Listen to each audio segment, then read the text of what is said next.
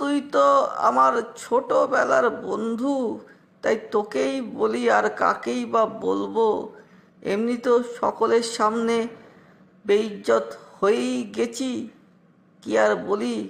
এত আত্মসম্মানে লেগেছে, আমি আর কি করব কিছু বুঝে উঠতে পারছি না। আরে কি হয়েছে সেটা তো বলবি। কোথায় বেইজ্জত হয়েছিস তুই? গতকাল আমার অফিসের ককটেল পার্টিতে সকলেই নিজেদের স্ত্রীকে নিয়ে উপস্থিত ছিল। আমিও আমার স্ত্রীকে নিয়ে উপস্থিত ছিলাম। আমি বারবার আমার স্ত্রীকে বারণ করলাম, অত খেও না, খেও না।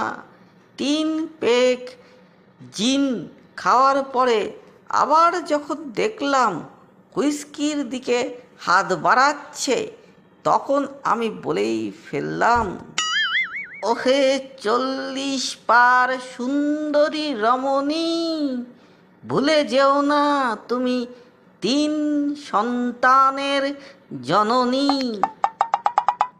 হ্যাঁ, তারপর কি হলো?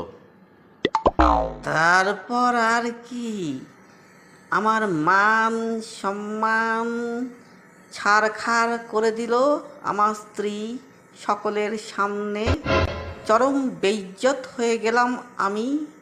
আমার স্ত্রী বলল কি জানিস, ওগো আমার পরম প্রিয় মাঝ বয়সী স্বামী, 3-এর মধ্যে 2টি বাচ্চার বাবা কিন্তু তুমি।